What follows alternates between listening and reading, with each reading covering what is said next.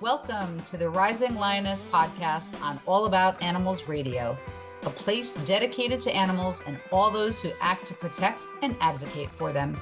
Hi, I'm your host, Erica Salvemini, and I'm thrilled and honored to be here representing All About Animals Radio, using my voice for the animals. Thank you for joining us for what intends to be a thought-provoking and soul-inspiring series where we discuss topics aimed at understanding the importance of the relationship between empathy, animal rights, and our peaceful coexistence with the animal kingdom. And now on to our show.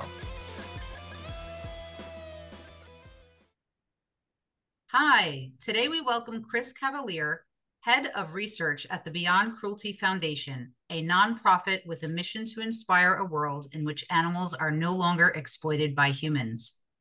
Having always loved animals, Chris's earlier career focused on improving the relationship between dogs and their human companions.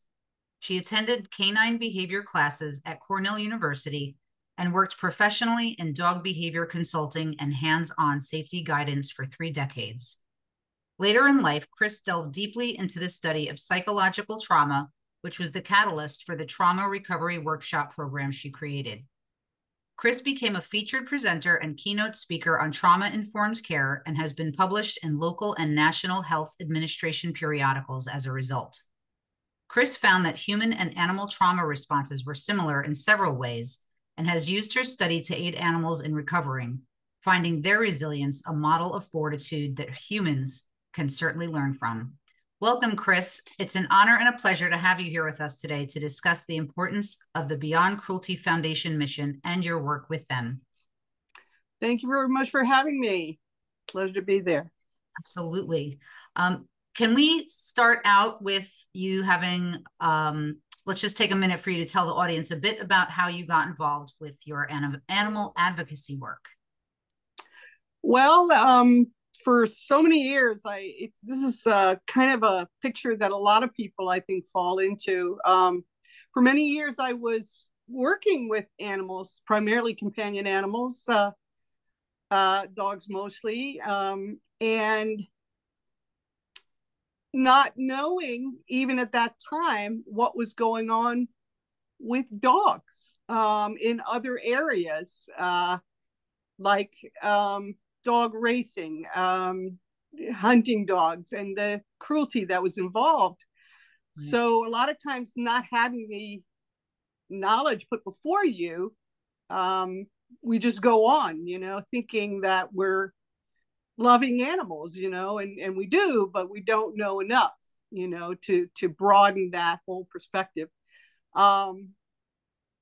So what eventually led me into getting very active in after working with shelters and such, I have been doing that ongoing, was basically I found out about the dog and cat meat trade and got involved in advocacy through the internet, also doing consultations with adopters, and then doing transports and so on voluntarily.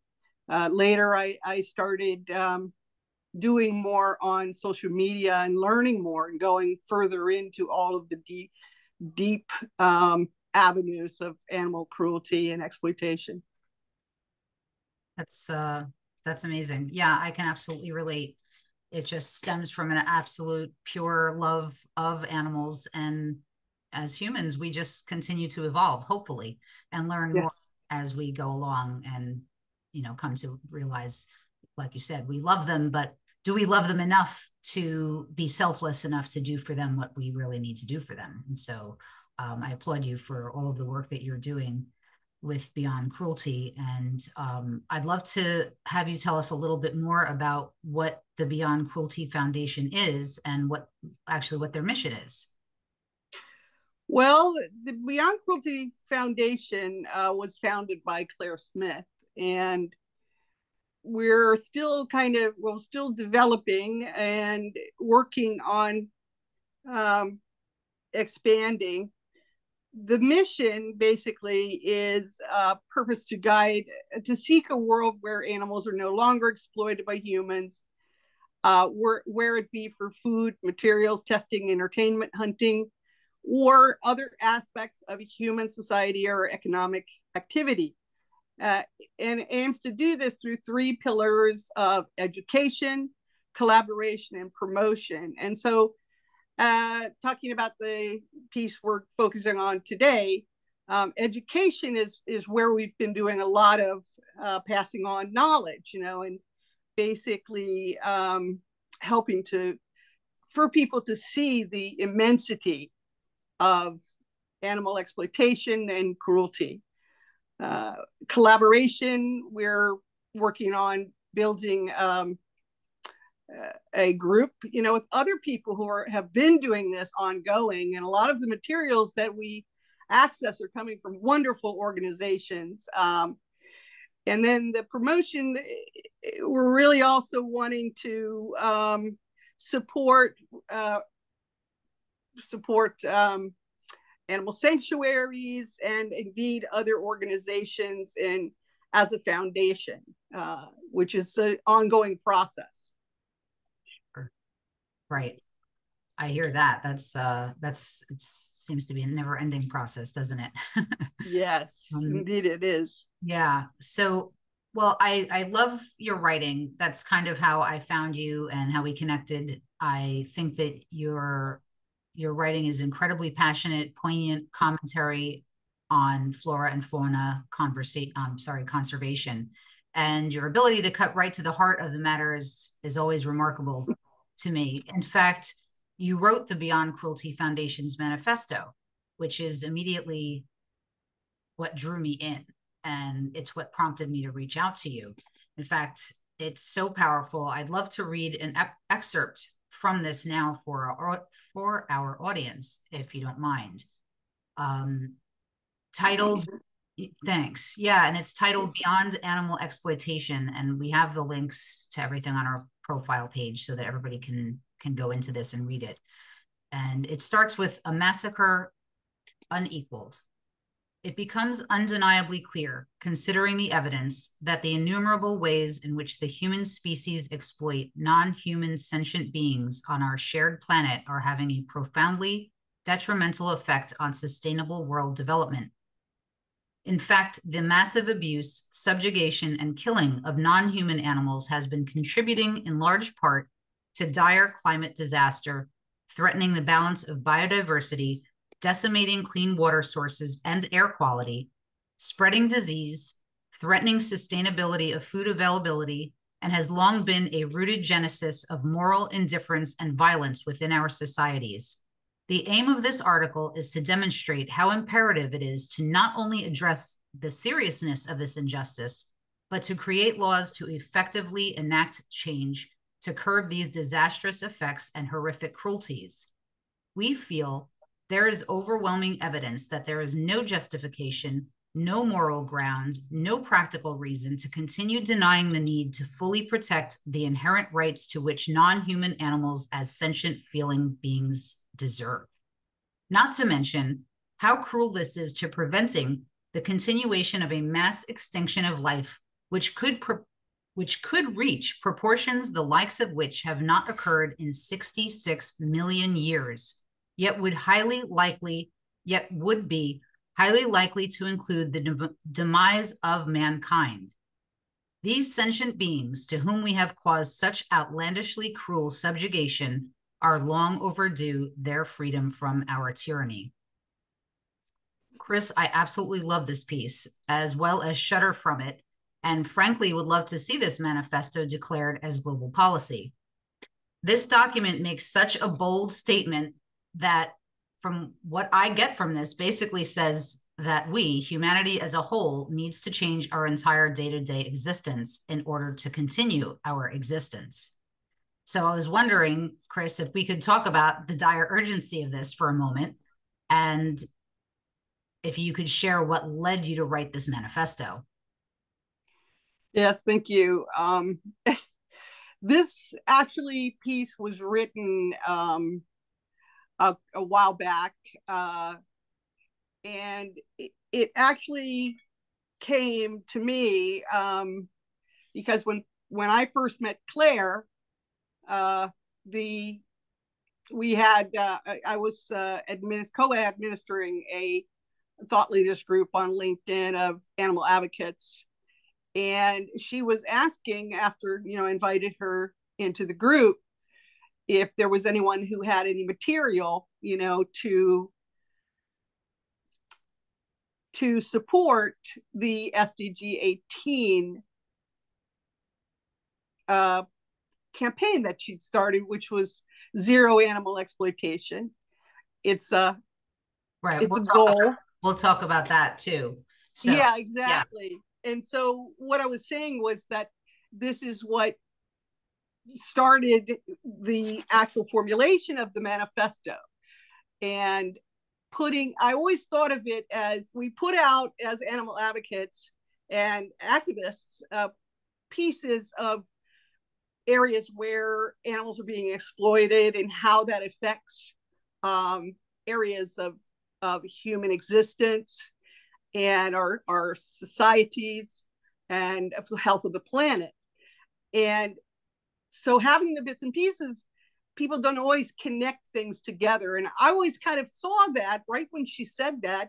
Yeah, I see this big picture where all of what's happening with animals is integrated into all of the problems and inherent in all the problems that we're having today in biodiversity loss, the pollution that we're experiencing. A lot of is coming from industries of agriculture, primarily from animal agriculture. And there's ways that we put, that forward, and that people can see that, when it's presented as a whole.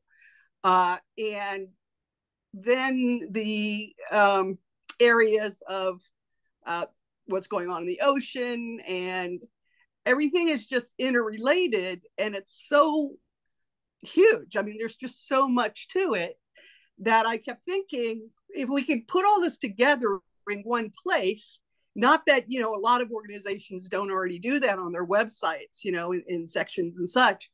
But I thought to have it all in one place, it kind of hits you pretty hard when, yes, it's pretty intensive. The document itself has about 300 links originally embedded as hyperlinks. Yeah.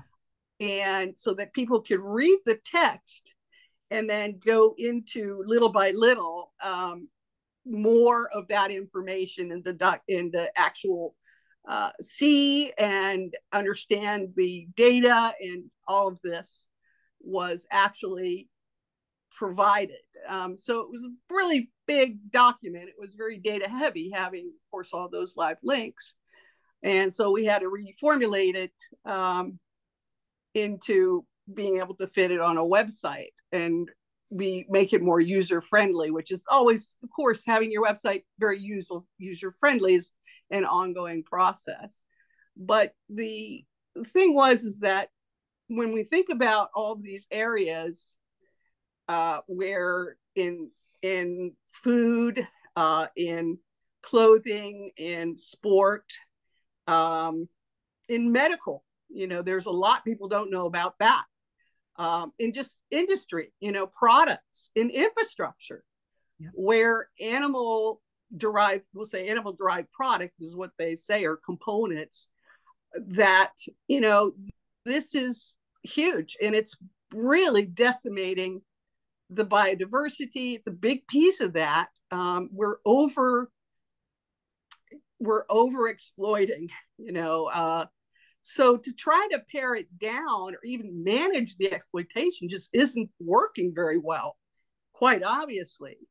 And to be continuing along these lines of business as usual, and we talk about climate, and how much is affected that way through the factory farming processes, or just having that many animals on the planet. And we were talking about 72 billion land animals that are slaughtered every year, and anywhere from 1.2 to 2 trillion sea animals.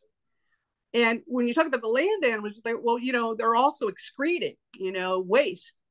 And what do we do with all of that? That's 16 to, I think, 20 million metric tons. And so a lot of it is going into the environment, and that is causing more cascades of GHGs being emitted into the atmosphere. So climate is, it's hard to actually pull the data together to have it be represented under the appropriate place. You know, where is it coming from, and from what industry does it really attach to? And so there's a lot of back and forth about presenting that data. And so you hear, different percentages of GHGs, and a lot of talk about methane.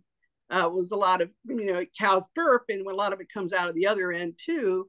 We love cows, being animal advocates and animal lovers, but to force breed so many, and then, extracting so many wildlife in so many different areas, anything from, I was saying, about medical uses to canned hunting, or trophy hunting. Yeah. And so this just goes on and on. The good news is that there are a lot of alternatives, and more alternatives, coming forward in development and discovery. But one of the other blocks is that they're not being integrated. Even though it's like in testing, in lab testing, there's a lot of alternatives available, and there's a big movement. There's a lot going on within the science community about replacing animals, because there's so much failure. I mean, 99% of animal, testing of medications fail, when they go to human trials. So the replacement is something they really want, both in science and in medical. But the thing is that it's cheaper, to use animal derived component that's coming out of not just animal agriculture. When we think of farming and food, animal agriculture actually encompasses technically any animal for any purpose that is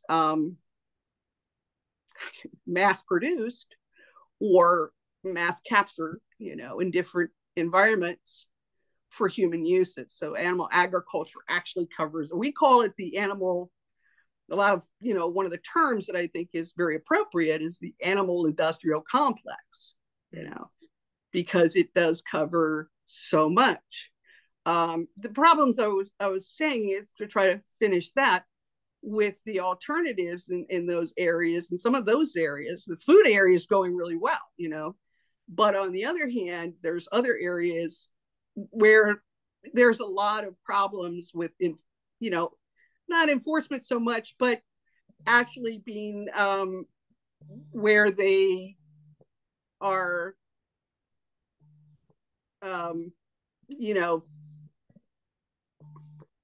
implementing these in protocols that governments have already set, and that companies are just not implementing them.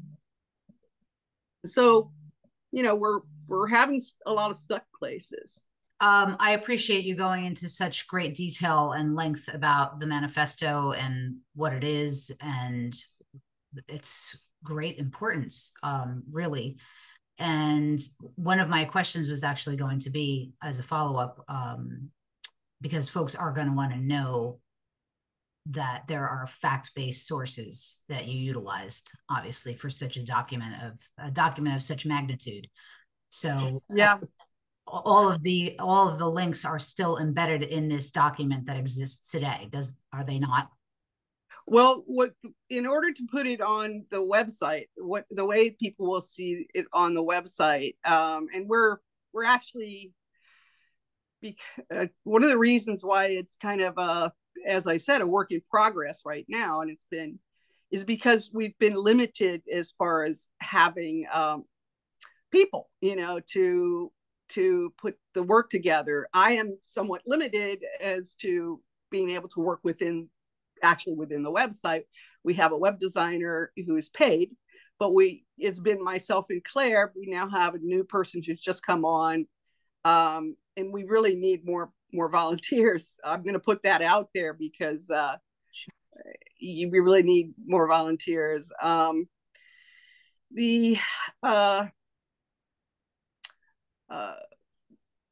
As far as the actual references are concerned, I do have the original document, which can be, we can put that up on our links list. But in the website, they're actually following a list of references following the text. Okay. And so, but it's a good question to follow up. I'm glad that you asked it additionally again, because as if there's something that doesn't come up that somebody is trying to look at in the reference, they can always take the title and the author or what publisher and just copy and paste or write it in their search engine and be able to find it. Because unfortunately, a lot of information that we get, sometimes from the industry itself, is going to be buried purposely. Right. So that's a good way to do it, because it'll come up, the search engine will bring it up. Right. Yeah. Unfortunately, the web gets scrubbed. Yeah. Sanitized of anything that might possibly hurt industry and money, the money interests, which is what drives all of this. And, to one of your points before about how, using animals for all of these different industries is, it's less expensive for them. But, in the end, the cost is so much graver as, the facts speak for themselves. We're absolutely down the barrel of extinction, not just animal species, but the human animal species. So right. It is a dire, urgent situation, and it needs to really seriously be looked at with a sense of urgency. So I appreciate all of the work that you have done and that has gone into this, that you and Claire are working on. It's really astounding. And so I wanted to get back to a little bit where you were talking about the SDG 18, the zero animal exploitation. And for anyone who's not familiar, who might be listening now with the term SDG, I was hoping that maybe you could just give a brief, bit of information on what that is, and then explain what SDG 18 is and why it's so important for us right now. Yes, thank you. Very good question. There's the United Nations put together 17 Sustainable Development Goals, which is the SDG. And the Sustainable Development Goals start with zero poverty, zero hunger, and go on into a lot of the areas where there is so much detriment, not only mostly in our societies and general globally, but also for the environment, and which sustains us. And so what we found, and this kind of dawned on me when Claire was asking me the question in regards to it, was what, we saw that animal exploitation blocks in various ways a lot of most of the SDGs, almost all of them. We have areas where animal exploitation is blocking forward progress. And so this is what we are presenting. And the SDG 18 we are presenting is zero animal exploitation. Now that's a big goal, obviously. Right. Well, that kind of puts that at the top of the list, I would say. Yeah, well, right. Yes. and let's the forward that reasoning. up to the top as the top of the priority. But yeah, I can see, Yeah. I don't mean to just jump in there, but it's in my brain, it just becomes a no-brainer.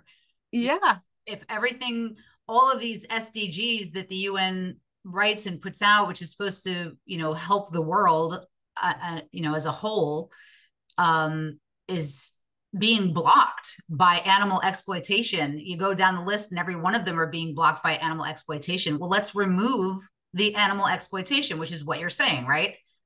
Zero Yeah. animal exploitation is, why is it so simple in our minds? But it's well, probably because with you and I, we know much more already. We're keeping up with that big picture, and I'll, like in the manifesto, it says that the root of violence even comes from animal exploitation in our history. If you go back now, we go far enough back, well, we were trying to defend ourselves, and had to find ways to do that because humans didn't have those inherent defense mechanisms that most animals did. And so we came across weapons, and that has escalated to a point where not only are the weapons used to exploit and manipulate animals for human usage, but to a degree that's affecting us ourselves so devastatingly. But also there's a link. There's the link of violence from, animal abuse to human violence. And the FBI even has keeps a listing of animal abusers, because what they found in their study was that mass murderers started out abusing animals. And it's a pattern that's ongoing. And there's also the link with in slaughterhouses, they found that people who constantly are going through this incredibly fast system of slaughtering animals, and they end up suffering from a trauma, which is perpetrator-induced traumatic stress. And that the studies found that domestic violence, increase in crime, increases in substance abuse, and what related to that was found in these studies on slaughterhouse workers. So there's so much integration going on. There's also exploiting people because they bring immigrants in illegally a lot of the time to work in slaughterhouses. There's recently a big story on a slaughterhouse cleaning company that was using minors. I think it was like 150, or I don't know if that many, but at least over 100 kids. And these are very dangerous. This is very dangerous machinery, obviously. I remember a documentary by PBS, which is there's so many documentaries that are just mind blowing and so difficult. It was very hard to put all these links in here because I had to look at all of it. But this one young man who's a young teenager had his leg amputated because working in a slaughterhouse. And this is it's the most dangerous, actually rated the most dangerous or most injury prone work. So as I said, it relates to so much. It is all connected, isn't it? I mean, the information, the facts, they speak for themselves. It's just a matter of pulling it together, which you guys have done. You have done in this document, which I highly encourage our listeners to take a look at. And I don't even know how you could possibly have watched all of that material from a standpoint of like emotionally gut-wrenching and how difficult that must have been. I happen to be an empath, and so I have to guard myself a lot in what I absorb. And if I am going to absorb something, I need to prepare myself for it to a great degree. So I can't even imagine how challenging that must have been for you. It was. Yeah. It took me actually a year to do it altogether because of that. And unfortunately, I understand, we can all understand, because we feel it so much. People are reluctant, if you start talking about it. And I certainly get this coming from what I studied of trauma. People don't tell me. I don't want to know. Right. I don't want to know how this piece of meat or product came to be, but that's actually, it kind of too, right? Yeah, that is more of what we would say is, somewhat of a selective indifference, or more like willful ignorance, where people know, but they don't want to know. Yeah. And I understand the emotional aspects of it, how draining it can be. Right. But at the same time, and I do too, I'm an empath, so I can get like physically sick. I can actually get sick from absorbing the feelings and emotions of what's happening in the world and happening to others. But that said, if I can, find a way to compartmentalize that and still have the knowledge and understanding of what's happening so that we can do something about it, have the self-awareness and the higher consciousness to evolve beyond where we are at, then everybody can. We can all do it. We have to find a way to stop being willfully ignorant and take a look at it if we want to continue existing, if not even just for ourselves, then our children and our grandchildren, if we even have that much time left. Like, let's be realistic about this. We're looking at a really dire situation.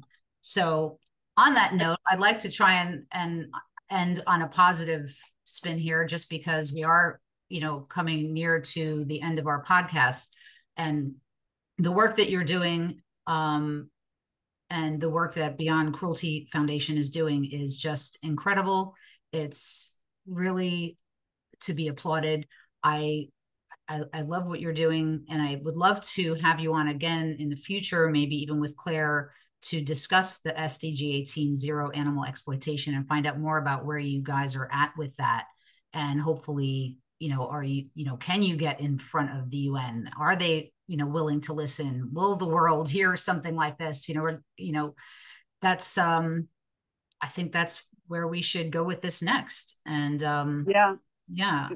If I could, this is, two positive notes. And we are trying to build a collaboration of organizations to do that, a coalition. And one of the things in the trauma recovery program that I wrote is having purposeful pursuits. Right. A good purposeful pursuit is, if you're overwhelmed by an injustice, do something about it. Do whatever you can. Right. If it's changing your diet, if it's, reading labels to find out, and learning more, always learning more, and being able to take action. This is where you can relieve a lot of that distress. Absolutely. That's what I've chosen to do. That's why I'm doing this volunteer podcast, just to feel like I'm doing something. And I guess that's why you chose to go into the work you're doing. And I think it's, if everybody, even just forwarding this information to your social networks, that's doing something. It can make you feel good about, paying it forward, doing something to make a difference in the world. And that is what we're all doing here, what we're doing here today, and what, Beyond Cruelty is doing. That's what All About Animals Radio is doing. And on that note, Chris, I just want to say thank you so much for your invaluable dedication and wealth of knowledge in the fields of wildlife conservation and ecosystem restoration advocacy. Please keep doing your good work. We need you more than ever. And folks, everybody listening, please check out the All About Animals radio website and YouTube channel, where you can also hear from many other animal advocates striving to make this world a better place for the greater good. And if you would like our videos, write us a review, share our work with your networks. That helps bring awareness to the important movement that is the animal liberation movement. And you can view and support the Beyond Cruelty Foundation's mission by checking out their links and the manifesto. Everything will be attached to our profile. All the links can be found there. And Chris, I just want to thank you again. I really hope we can do this again in the future, and maybe to talk further about SDG 18. Please know that you've got a standing invitation always as a welcome guest on the Rising Lioness podcast and with All About Animals Radio. And until next time, I just want to say thank you so much. Thank you. You're so appreciated. And folks, thanks for joining us today, and we'll see you next time. Namaste. This has been Erica Salvemini for the Rising Lioness podcast on All About Animals Radio. A special thank you to Chris Corley for generously lending us his song, Zero Gravity, for the Rising Lioness podcast theme. Please take a moment to write a review for our show, as it helps others to find us. Please also support our guests and their work, All About Animals Radio, and our social networks. Doing this further supports the animals and their advocates too, thereby making you an Animal Kingdom warrior also. You can find our links on the Rising Lioness podcast page. Until next time, in the words of Sharon Nunez, Animal Equality President, remember this: the small actions of one passionate individual can create a butterfly effect, leading to a movement that has the power to change the world. Please use your voice for the animals today.